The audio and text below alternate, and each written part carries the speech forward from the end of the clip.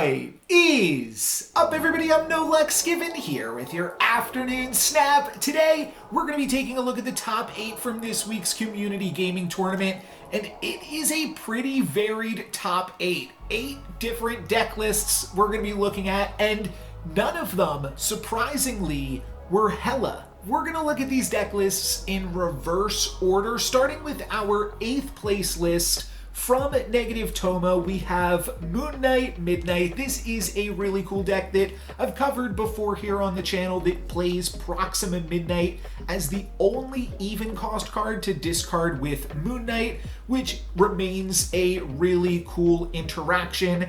And from there, it's like a Darkhawk and Black Bolt Stature deck that has 2 different ways to make Stature get live.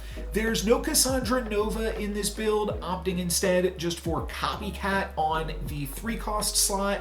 And the rest of the deck, I think, is pretty straightforward, pretty stock. So we'll move on. In 7th place, we have Imi, which is another name that you might recognize. They've won some of these community gaming events in the past.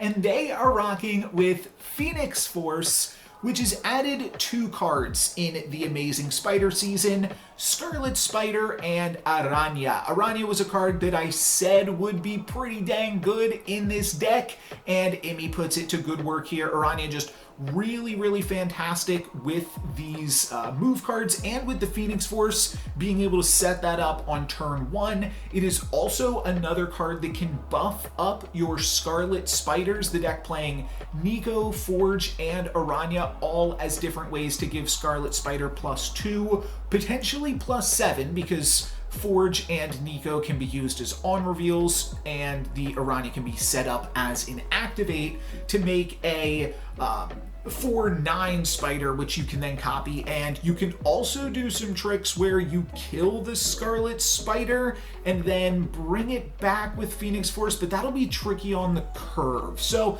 you'd need some extra energy cheat to make some crazy combos like that happen, but the classic combos with the deck are all still here with Human Torch and Multiple Man, and they're better than they were previously.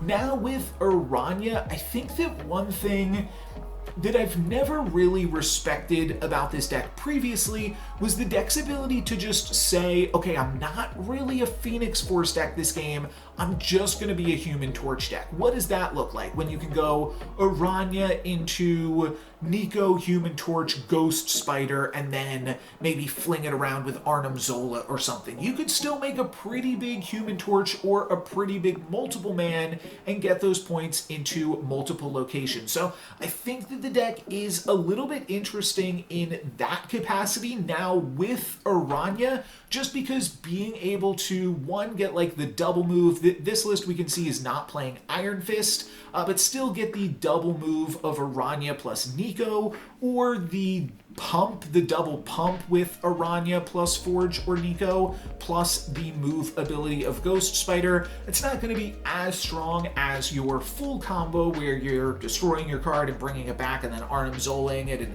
doing some crazy stuff there, but I do think Aranya takes this deck to the next level. And interestingly, I think that I may have missed the mark. Well, I'll talk more about Madam Web in just a moment, actually, because we are going to see another move deck. But like I said, Aranya is good because it's really good in Phoenix Force, and this was already a deck that was seeing a lot of play from some of Marvel Snap's top competitors. One thing I also wanted to bring up before we get too into this video, but this tournament was actually played on the day of Scarlet Spider's release. So the players did not have too much time to experiment with this new card. That's always important to keep in mind. Also, this was before the OTA, so this was before the Hela nerf, and despite that, no Hela players made it into the top 8. The other players kept them at bay, so that is really interesting. And in 6th place, we have Cat Sablé playing a high evolutionary Affliction deck. I'm not really the biggest fan of Affliction decks. I've let that be known on the channel previously, though what I will say is we are definitely in a metagame right now that rewards clog, right? Because move decks being very popular and Hella decks being very popular, clog is the answer to both of those different archetypes, and clog can also do well against Arishem lists, and Affliction is very good against clog. So that is why we are going to actually see 2 Affliction decks in this top 8, and they are pretty different deck lists, enough that I feel pretty confident saying that there's 8 unique decks in this tournament. They do share 4 cards. I want to say they share Ajax, US Agent, Hazmat, and maybe Man-Thing? That might be the possible, or maybe it's like White Widow or Scorpion. I don't remember. We'll look at the other list in just a moment. But yeah, this list includes the High Evolutionary package, a pretty small one with just Cyclops and Abomination. I do like Abomination in Affliction lists just because I like another payoff card. I like another reason to be doing what you're doing other than the cards just being good. I do think the cards just have to be good in order for Affliction to be good, and when clog is everywhere, when junk is everywhere. By the way, I used to call it junk, but it seems like everyone's calling it clog now, so I guess I'll call it clog. And when clog is everywhere, I think that it makes sense that Affliction could be good. This deck is also getting in on the action a little bit itself with White Widow, and yeah, the Ajax, of course, being the big payoff. I do like that this deck can play, you've got the turn 5 Ajax not getting priority because Ajax is not that big, and then without priority on the final turn, flipping over Shang-Chi and Hazmat could be a pretty spicy way to win 2 locations, with Ajax then getting a boost of power and Shang-Chi taking out a large amount of power in 1 location from your opponent. So I do think that this deck has a number of things going for it from that perspective as well. The ability to always toss priority and still having a little bit of interaction, though I might want to see a little bit more interaction than that, just because this really does feel like it's a dog against Hella decks, which might not be as big of an issue. Oh, you know what? Oh, Hella brings back all those cards and they got minus power? Oh, that's pretty cool. That's pretty cool. They Hella, and then that just gives you a big Ajax. I mean, I don't think that that's winning the game, and it doesn't really help you with the Abomination, but it is cool. It is cool. So I will give Affliction decks that. Now we are going to take kind of an intermission to look at Navu's 5th place Arishem list, which I figured I would just play with. And I took this deck into a gold conquest and took it for a spin here. Sunspot in Arishem is a nice little inclusion just to smooth out your turns where you aren't able to efficiently spend all of your energy. So I was curious to try that out. Otherwise, it's a fairly stock Arishem list. I will say that 2 conquest matches I've won because I played like a Loki early and stole my opponent's deck while they were playing Arishem, and they had like Legion and Eliath, some other cards that I really appreciate in Arishem decks. So I'm not sure. It feels awkward to say that I won a gold conquest with this deck when some of those wins were from basically by playing other Arishem lists that felt a lot better, but this deck still got it done. This one, oh yeah, like I also have Nick Fury here off of the just random Arishem generation, which is otherwise a card I really like to play. We actually just wind up winning this first game for 2 cubes thanks to Aunt Maze. That 50-50 is going to lock my opponent out of the Abbey. I'm kind of locked out this turn because of Dream Dimension. I really just wanted to play my Taskmaster, and while it is incredibly awkward that I cannot do that now this turn. It is nice that I get to soak up this energy into Sunspot and just pass the turn, so that way I can create a 15 power Taskmaster next turn. But you can see here, my opponent's Iron Man moving into the Abbey just locked them out of that location. So they lost that 50-50, but the next game in this match was really sweet. So that is kind of why I wanted to highlight this deck as well. I think I said this, but this list comes from Navu, who got 5th place with it, and I don't really have too much more to say. I mean, it's Arishem. That's why I also figured I would just jump into a gameplay with it. Oh, I get a really bad low roll here. Agent Coulson is like the only card that I did not want to get off Sakar.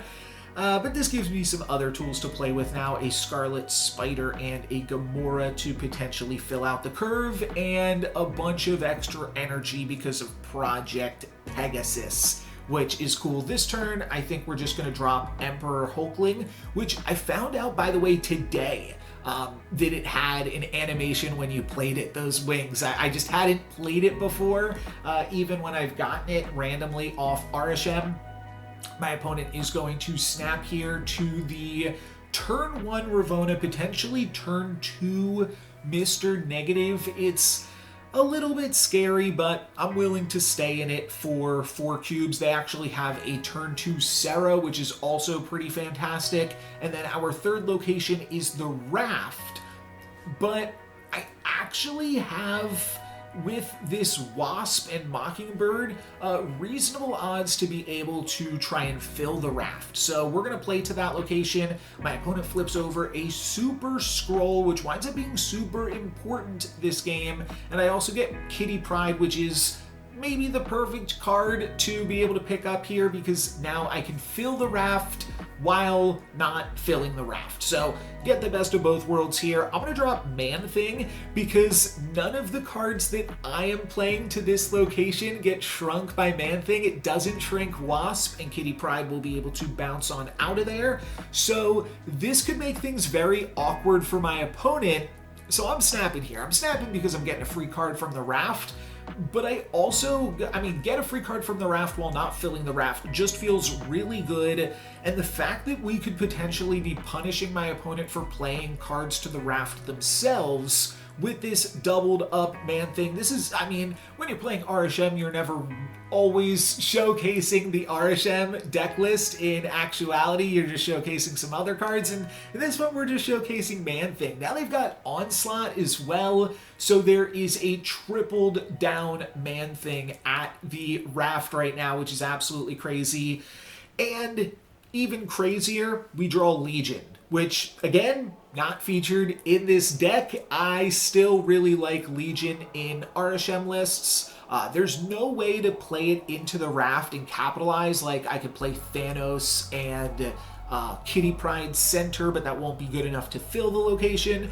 So instead, I'm going to play Legion to Project Pegasus and get 10 extra energy for the final turn of the game, and that might actually put things back in my favor because my opponent with Sarah, and not only Sarah, by the way, because they are about to play Onslaught into their Sarah, but now we just both get to dump our hands, and I think that that evens up the playing field here because I'm going to be able to dump all of these cards. So yeah, free Mockingbird, I can play Valkyrie and Gamora and Thanos and Kitty Pryde. I can actually play my entire hand, but I'm going to wind up holding on to one of my cards because the Scarlet Spider, otherwise I wouldn't get to activate. So initially I just throw down the whole hand, still have 3 energy left over, so even like a Sunspot could be reasonable in this position, but we're going to rewind that back and actually, before I play the Valkyrie, I think I'll have to do one more undo because before I play the Valkyrie, I'll want to activate the Scarlet Spider, which I forgot to do. So we'll rewind this back. Oh, I did do it. I wasn't paying attention on the screen here. So I did do that. We're going to activate the Scarlet Spider first, then flip over the Valkyrie and hope that my opponent plays something that this Man-Thing gets to get his things on. We throw a bunch of power into Project Pegasus, hopefully enough to beat whatever that Onslaught be doing. And Mystique copies Onslaught again for a bunch of negative power. Negative 500, absolutely incredible. Blue Marvel is going to balance that out, but my opponent was not expecting all of that negative power, and with that, we're going to be able to take him for 8 cubes. So that was just my weekly reminder that Arishem is fun and powerful, and I was actually thinking about Arishem a little bit earlier this week when I had Yuckmouth on the channel, who has never played Marvel Snap before, and we showed him Arishem. It's in the thumbnail. They said they thought Arishem was going to be bad. A lot of players misevaluated Arishem at first because it looks fun, so it doesn't seem like it can also be good. That was one note that Yuck had, and I think that that's true. But the one thing that it made me realize, actually, with the whole kind of process of doing that, I had to go through all of the cards in Marvel Snap and pick a few that I thought looked bad but were actually good, and looked good but were actually bad. What it all made me realize is that the reason that Arishem is such a good card is because almost every card in Marvel Snap is actually a good card. And that's a lot to that's a pretty bold claim, but like, okay, Emperor Hulkling, I think that that's an absolutely terrible card, right? One of the worst cards in the game. A 5/11 Emperor Hulkling though, it's just vanilla. A 5/11 vanilla. Yeah, that'd be pretty good. And that's what Arishem gives you. It gives you the opportunity to play random cards like Emperor Hulkling on turn 5 for just 11 power. And turns out, if you just turn the knob a little bit, all cards are good in Arishem, because when you have that extra energy, if you just take one off of any of these numbers, yeah, they become absolutely fantastic cards. Also, I'm using SnapFan for this video, and there's a little bit of a weird idiosyncrasy where cards appear where they would have been, like, so Loki would have been here when it was a 3/5, if that all makes sense, but now it's a 2/2. The ordering's a little bit random. You're getting it, you're getting all the information, and you're getting some gameplay. No reason to complain, unless, of course, you hate Arishem, which I understand, I get it. But to me, it's a lot of fun. Part of that fun is because it is still very powerful, and hopefully this showcased that a little bit. In 4th place, we have Nephil with Madam Move, which, even though I have not covered this deck on my channel, it's a pretty known quantity at this point. This is a pretty stock list with a trio of move payoff cards, Human Torch, Vulture, and Dagger, with Cosmo and Alioth being pretty stock, as well as ways to answer what your opponent is doing.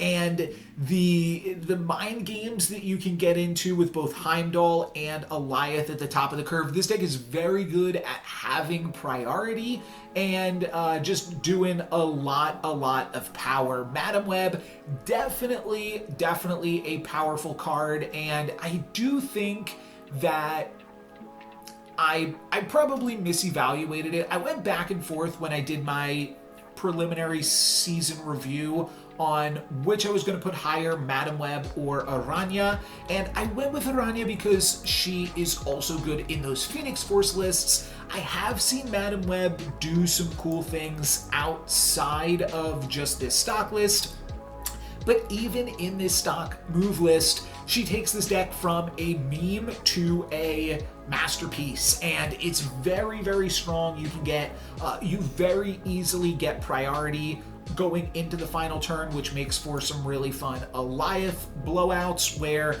your opponent is not sure if you're going to go for Heimdall or Alioth, so you surprise them either way, and makes it very tough to interact with as well, because you don't know where their power is necessarily going to be, or if you can interact with it, because Cosmo and Alioth are great reactive cards that also protect your own cards from answers like Shadow King and Shang-Chi. So overall, I think that this deck is pretty powerful. I'm sure you've seen it before. I'm sure you've played it against it if you have been playing some Marvel Snap recently. But yeah, shout outs to Nathiel, who was able to take it to a 4th place finish. In 3rd place, we have Mr. High with Bounce Clog, and this is a pretty popular deck right now, I will say as well. I've already mentioned it earlier on in this video, just because it's pretty good into the Move and Hela metagame, which are probably the most played decks that I've been seeing right now consistently.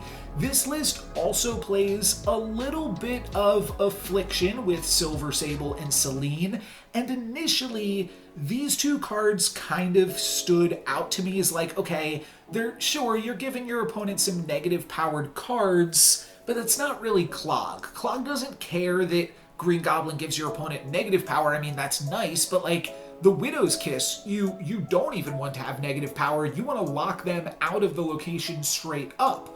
However, what Silver Sable and Selene do in this deck is actually shrink some cards for the Dr. Octopi pool, which I think is pretty cool because it then means that the Affliction from Selene and Silver Sable actually matters. And then of course, Selene, you're trying to put on either the Hood or Green Goblin, the former of which you're hoping to send over with Viper. There's some really cool stuff that this deck can do if you have not played against it yourself personally. The main thing being Titania. Typically on turn 4, you go like Titania plus Green Goblin or White Widow or Viper, and your on reveal ability is going to trigger first. And that's very important because first you will give them this card or whatever Viper tries to give them, and then if there is still space, Titania will join their side as well. And this kind of lets you have your cake and eat it too, where if your opponent plays to the location and fills it up themselves, then you still have a Titania. And if they don't play to the location, then you fill their location with Titania, assuming you're playing somewhere where they already have 2 cards there. You then fill them up, and it's very, very easy to flip that location back in your favor on the final turn by stealing Titania back, sometimes even just like with the Hood or something. That is still a I guess it's a 7 power swing because you get -3, but then you steal a card for 5, so that's a 10 power swing and then -3. But you could also steal it with like an arrow or something, or just like a Selene or Silver Sable. There's a lot of ways to get it done on the final turn. Cannonball now seeing play again, which means unfortunately I cannot play this deck because I have still not picked up Cannonball. But Cannonball's very good here because all you need to do is lock your opponent out of just one location with all of the junk, all of the clog that this deck has. It's very easy to lock your opponent out of just one location, and then Cannonball comes down on the final turn, and he's probably going to be able to win another location for you. If not, maybe Shang-Chi can do it, but there are, I think this deck is very, very powerful, with Affliction, I think, being the main answer to it.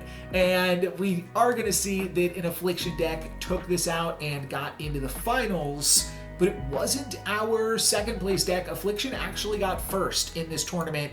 In second place, we have Aklis with War Machine, Legion, Lockout, and this is another deck that you have probably seen already before this. It did get a little bit hit from the nerfs. War Machine lost a point of power since this tournament has been played, but that doesn't stop you from doing the combo, which for those uninitiated is going Storm, then playing War Machine anywhere, which then allows you to play Legion into the flooded location from Storm. And then your opponent cannot play on the final turn of the game unless they have Jeff or their own War Machine.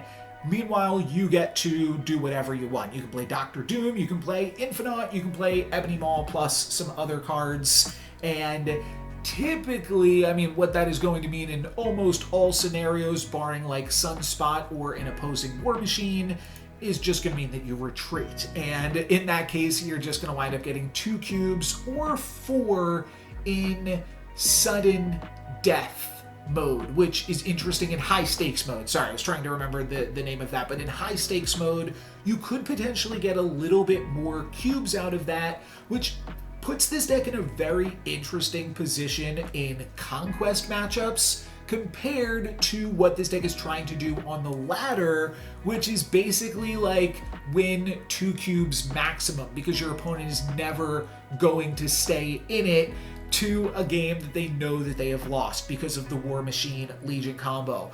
One thing that I did want to bring up that I think is really interesting is a lot of players have been talking about how do you combat this deck, and I haven't really seen anyone say playing War Machine yourself. It's a 4/6 now, a little bit worse, but if you are really afraid of this deck, one thing that I think is really interesting is playing War Machine just means that your opponent's combo straight up does not work. Your opponent's deck then does nothing. I mean, they're still able to play their own Infinauts and Ebony Mauls and stuff, but the main portion of this combo, what you're trying to do, and I'm just now realizing this is, I mean, it comes down quicker than Hela and stops Hela decks, so maybe that's part of the reason that this deck is pretty cool as well.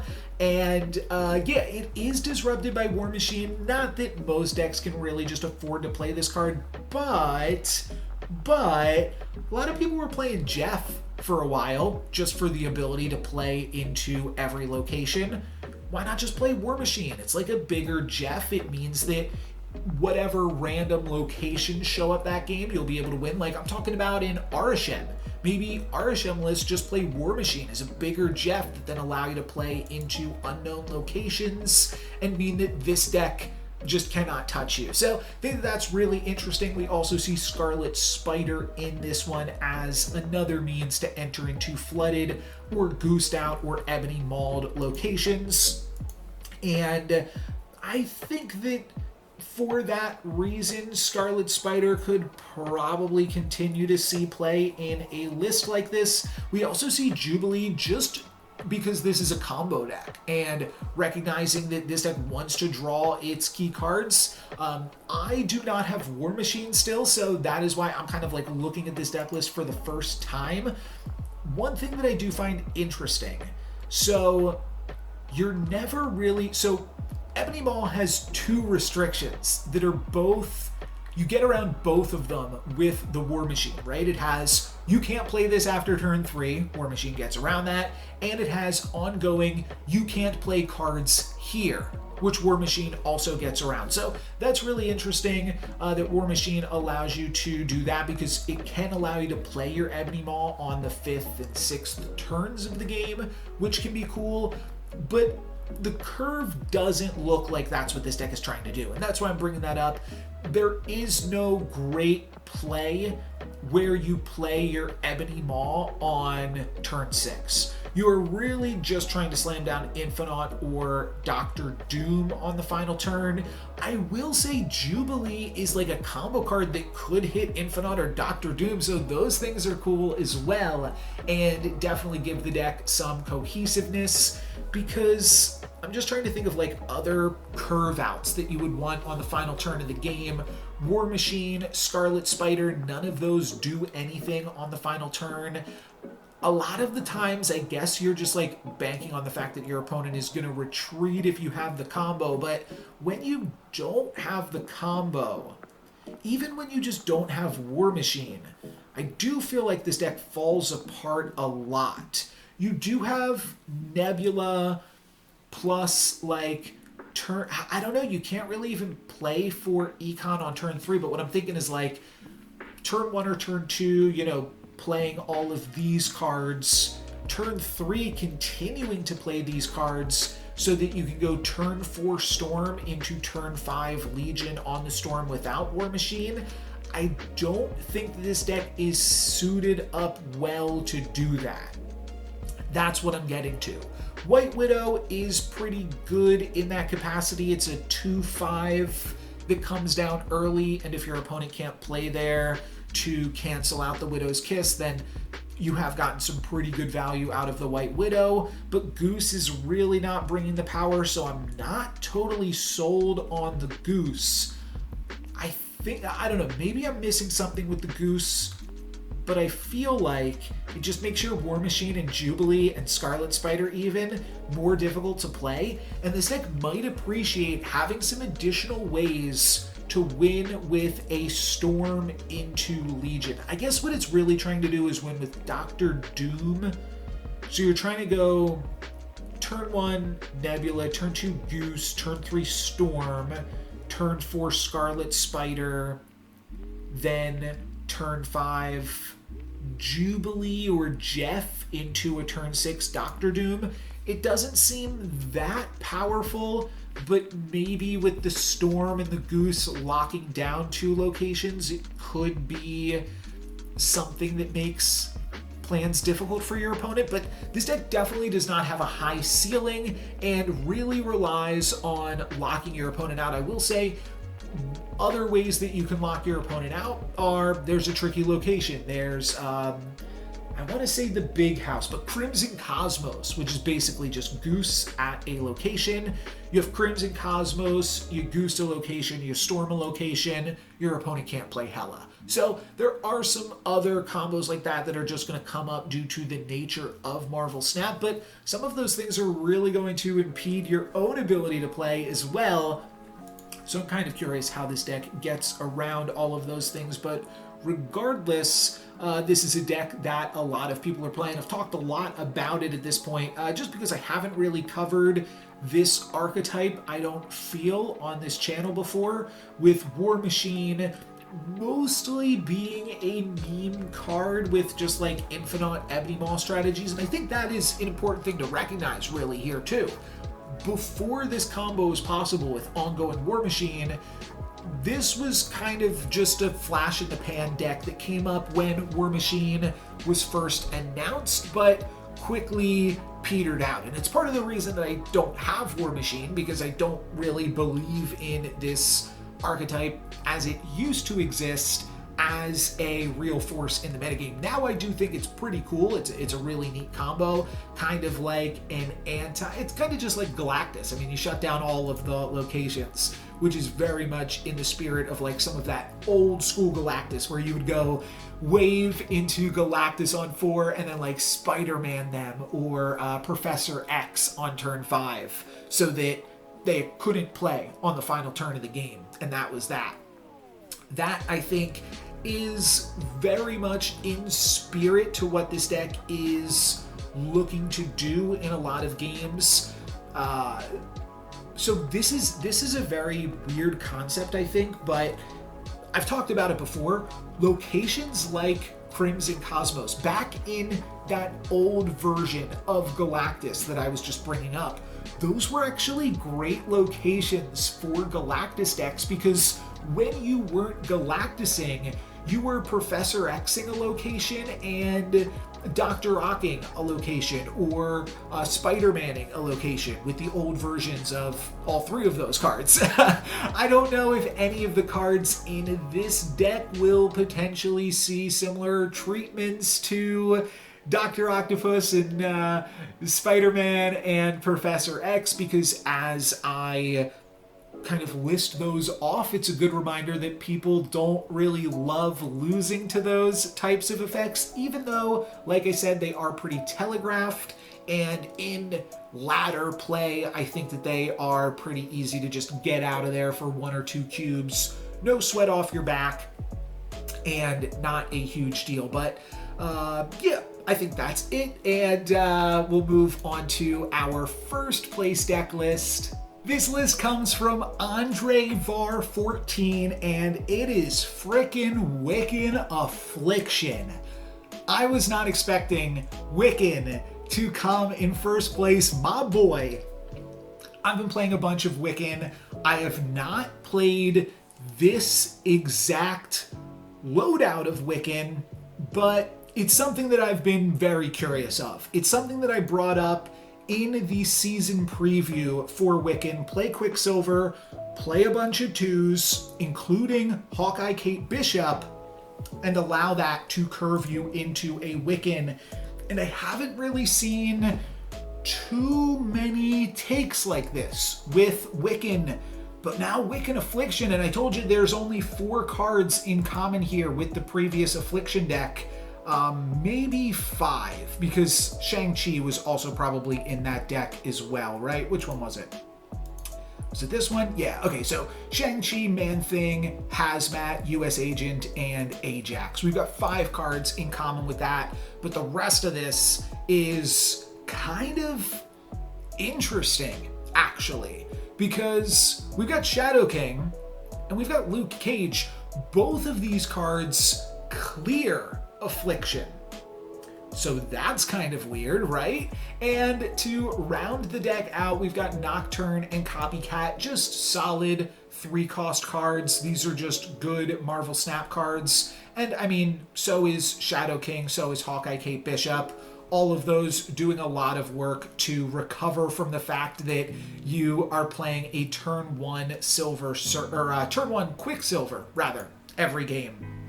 And then on the final turn, let's think about this, because I've not really broken this down. I want to think about the curves that this deck is able to do when you have 7 and 8 energy on those final 2 turns of the game. Well, you need to play Nocturne on that turn if you've got it on turn 5 with your 7 energy. So you're maybe looking at like Nocturne plus Man-Thing. You could play the Nocturne into Man-Thing, so that way you are not really attempting to grab priority. That's really interesting.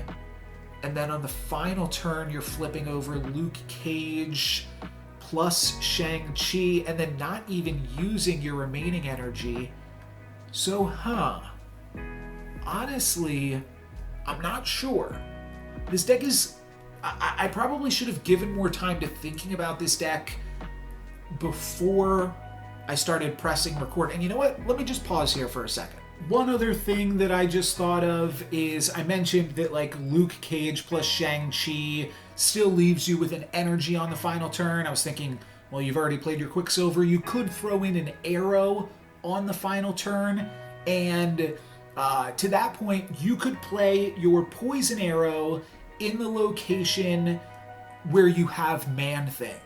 So that's a cool little combo.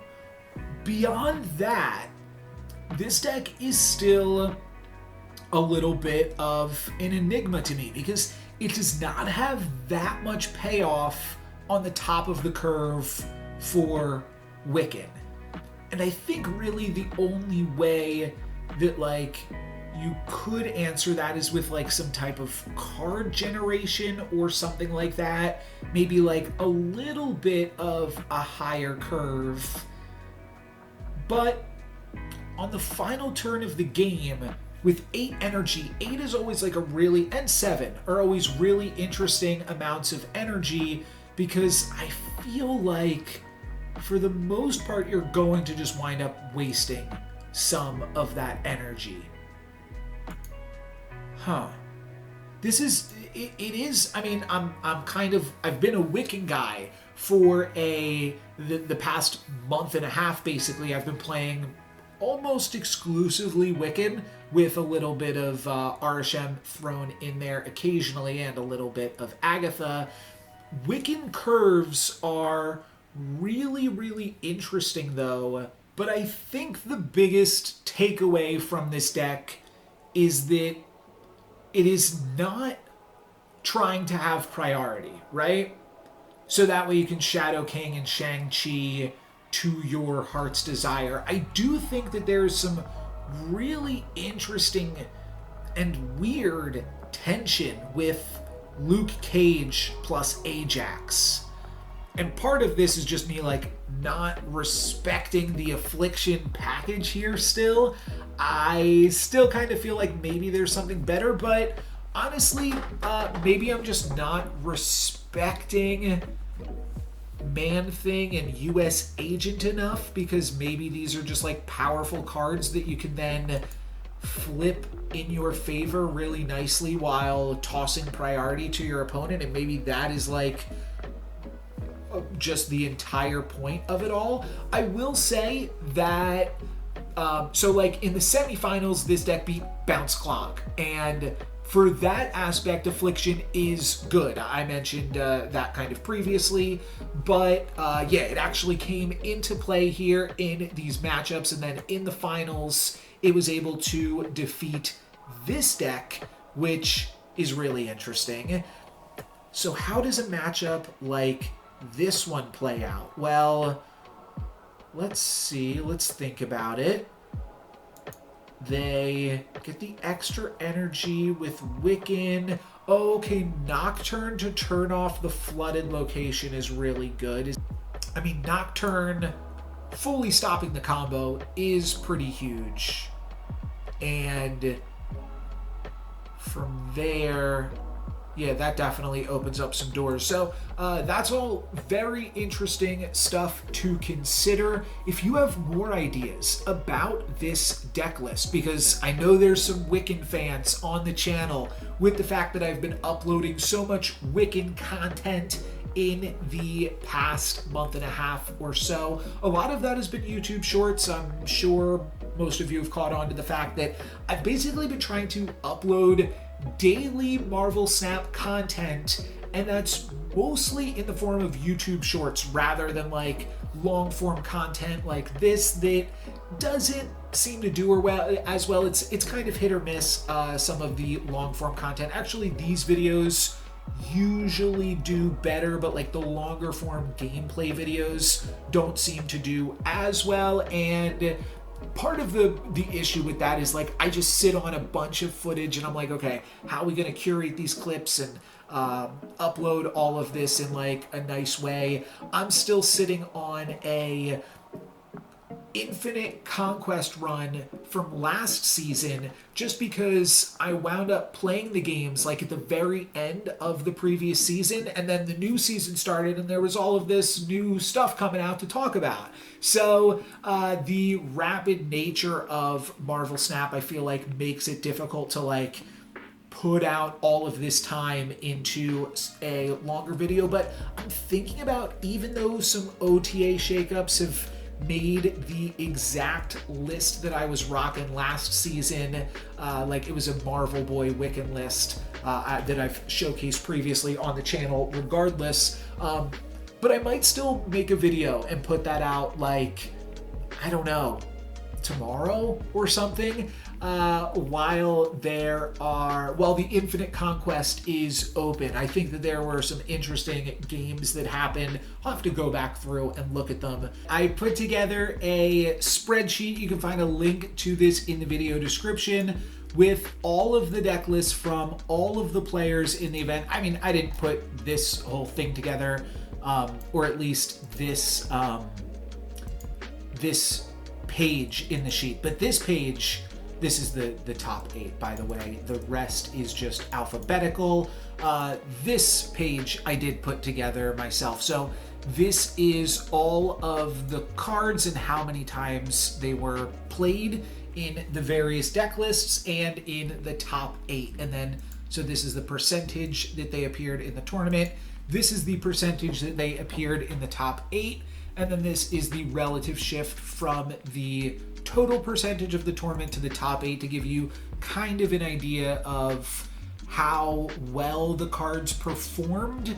So this is like a metagame breakdown, and then this is sort of like a performance breakdown, other than just looking at the top 8 deck lists. But there is like some other interesting data that you wouldn't get, like Red Hulk being the most played card. Hela not too far, I mean pretty considerably farther, but most played card that did not have a single top 8 appearance, because Red Hulk and Magneto, these are going to be cards that are in every Hela deck. but then also see some play in like some other versions of junk and stuff. But right here, more or less, you can see a decent portion of the rest of Helidex. Interesting that Shadow King, I mean, it won the tournament. It was in the winning list, but still one of the worst performing cards of the event, with 13 players playing it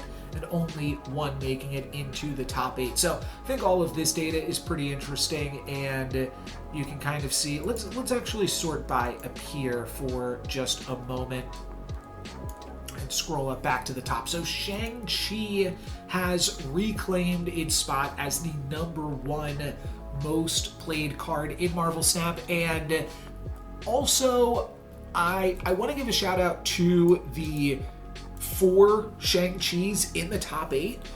Should I have this a little bit bigger? Probably. Let me zoom in here for a second. I just got to scroll down here on OBS. Apologies. Where is it? Where's the display capture? Oh, this is it. Okay, great. Sorry, doing it live here, but I feel like all of this stuff is a little bit small for the YouTube presentation of it all. So let's get back into this view. Okay, great. Sorry. 4 Shang-Chis in the top 8 is a pretty considerable amount, 50%. And yeah, I think that's a pretty great performance by Shang-Chi. I was noticing as we were doing this video, you know, there was an Affliction deck playing White Widow, there was the Bounce deck playing White Widow, the Bounce Clog deck, and then what was the other White Widow deck? Because it was only in one of the 2 Affliction decks, I believe. Oh, and then it was also in the Legion Lockdown deck. So those were the 3 White Widow decks, but White Widow seeing a decent amount of play in a variety of different archetypes, still very strong post-nerf. Saw 2 Hoods in the top 4 as well, and some Kate Bishops. What were the most played cards? This is another thing you can do, just sort by, I mean, either column does the same thing, but sorting by top 8 performances. I did notice there were still a lot of copycats, a few less Nocturnes now that Nocturne has been nerfed. Only one of those in the top 8, but yeah, still a decent amount of copycats. I think copycat still steals the text, right? But it doesn't really matter. I think that when they change copycat to a copy, it will still be basically the same thing, because it really doesn't matter if you steal the text from the bottom card of their deck that they're not going to draw anyways, and copying it just makes more flavor sense, I feel like. So that is fine with me. Then, yeah, of course, we had 2 people with move packages, 2 people with affliction packages. So there you go, in a pretty varied top 8, to be sure. Most played cards that did not make it into the top 8. So this is another great way to look at negative performers here too. We have Magic and Red Hulk, which both just see a little bit of play outside of the Helidex, but actually I guess Magic isn't really it's interesting because they're both cards for the Baron Zemo deck, but I don't think that, like, we don't see 11 Baron Zemos here. I think these are just flexible cards that can see play in a variety of decks. But interesting here, 8 Debris saw 0 crack into the top 8. So this version of Clog, not exactly where you want to be. 4 Symbiote Spider-Man not making it into the top 8, whereas, oh yeah, we could just look at like a breakdown of this season's cards. Where are the other ones at? I know we had 2 Aranya in the top 8, 6 total. And how about we also had 2 Scarlet Spider, 4 total. Shout out, by the way, and again, This was the day Scarlet Spider released, so we could see more or less Scarlet Spider going into the future, but it made the finals on its release day, so that's pretty good for Scarlet Spider, I will say. And I wanted to give a shout out to the commenter that said, I don't know what I'm talking about, because I said that symbiote Spider-Man was not an A or not an S tier card. I gave this an A tier in my preliminary preseason rankings, and somebody said, this guy has no clue what he's talking about. This is an S tier card. Unsubscribe. You just, yeah. So, yeah, I think about that comment whenever I see horrible stats on Symbiote Spider-Man, which also just got a buff now because it wasn't performing as well. So, there you go. And with that, I think that is going to be it for this video. Yeah, all of the rest of the cards here are zeros, but let me know if you go through this data yourself and think that anything else here is interesting, and let me know if you play any of these decks and appreciate the content and all that, especially if you give a try to the first place deck list. I'll throw that back on the screen here as we wrap up the video.